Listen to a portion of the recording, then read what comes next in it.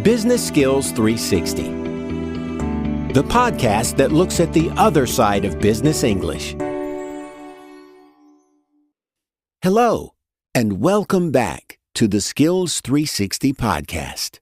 I'm your host, Tim Simmons, and today we're going to look at advanced interview skills for interviewing and hiring the best staff.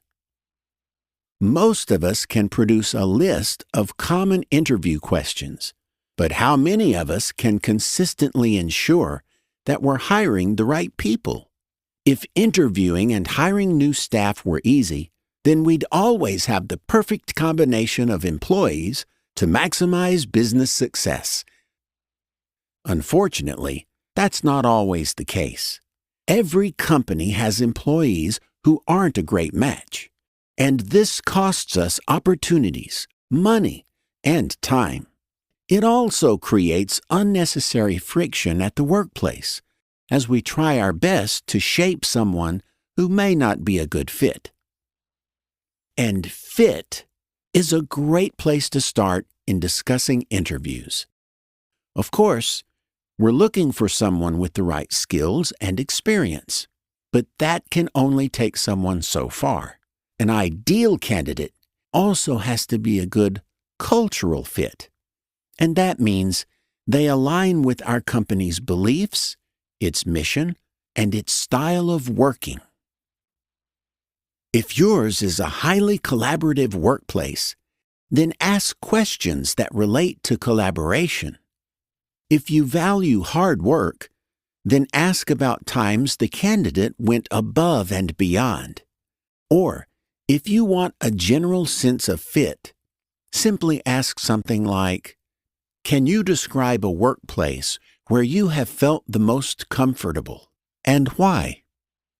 If the person goes on about something completely different from your workplace, then maybe the fit just isn't there.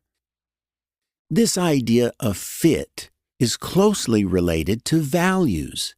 Your company and workplace has dominant values, regardless of whether they're listed on your website. A good job candidate doesn't have to have the same set of values, but they have to be at least compatible. And if you get a sense of their values, you may be able to understand how they'll get along on your team.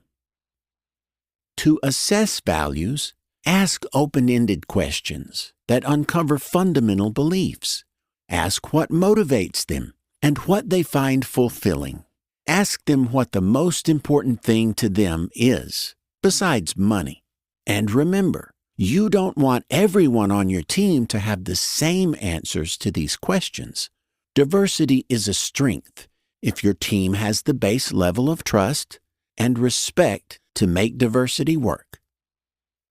In many cases, it's candidates' soft skills that set them apart from each other. It's not too hard to find a bunch of programmers or accountants with the right credentials. But which ones have the ability to communicate and cooperate on a team? Which ones can shine when the going gets tough?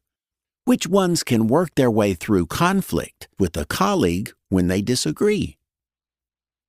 To assess these skills, you can ask for real-life examples. Ask about specific instances of resolving a conflict or communicating through challenges. And during the entire interview, make notes about the person's ability to communicate. Are they clear? Do they have the right tone? Are they confident?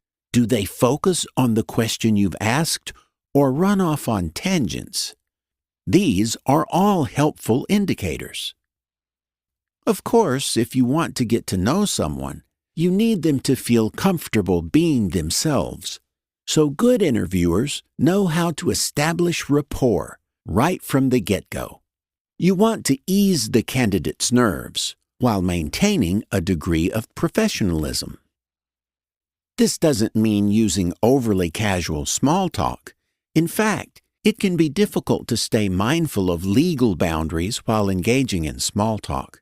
Obviously, you're not going to ask about religion, but everyday topics like family, health, and living situation are also no-goes in interviews.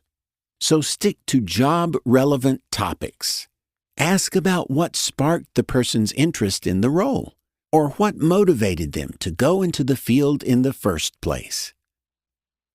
And be careful not to equate rapport or ease of conversation with suitability.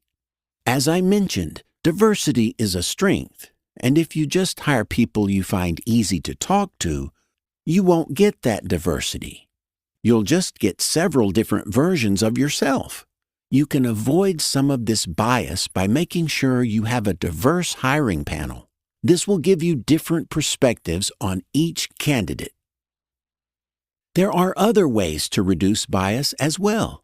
You can use blind screening, where you remove names, photos, addresses, and other personal information from applications or resumes. You can also ensure that your interview questions are consistent across different interviews and using a scoring system. Ultimately, you want the best candidate, not just the candidate who's good at being interviewed by you in particular. So as you can see, there's a lot more to an effective interview than firing off a bunch of standard skills and experience questions. And it's not just about who you feel an affinity with. Through the interview, you're trying to find real evidence of a positive cultural fit, including values and a person's soft skills. And to do this, you need to build rapport and check your biases. That's all for today. If you'd like to test yourself on what we've just covered, have a look at the businessenglishpod.com website. There you'll find a quiz about today's show, as well as a PDF transcript. So long, and see you again soon.